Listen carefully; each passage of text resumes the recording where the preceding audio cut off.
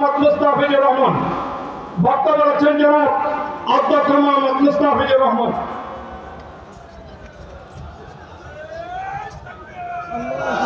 আউযু বিল্লাহি মিনাশ শাইতানির রাজীম।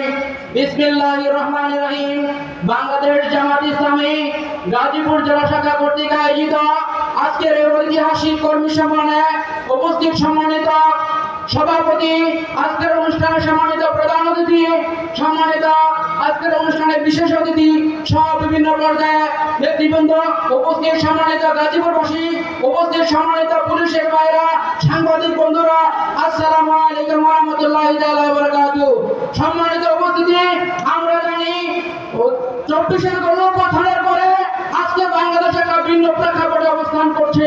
সম্মানিত উপস্থিতি, 1971 সালে 19 মার্চ এই গাজীপুর থেকে আমরা মহান স্বাধীনতা যুদ্ধের ঘোষণা দিয়েছিলাম। আজকে 10 জানুয়ারি 2025 সাল এই গাজীপুর থেকে ইসলামের বিপ্লব ঘোষণা করতে চাই। আগামী দিনে গাজীপুর থেকে কোরআনের বিজয় সূচিত হবে ইনশাআল্লাহ।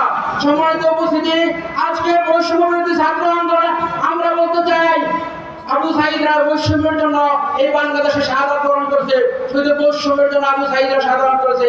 আগামীতে এই বৈষম্যের জন্য যদি বাংলাদেশ ইসলামী ছাত্র শিবির এবং বাংলাদেশ জামাত ইসলামী সহ আমাদের কর্মীদের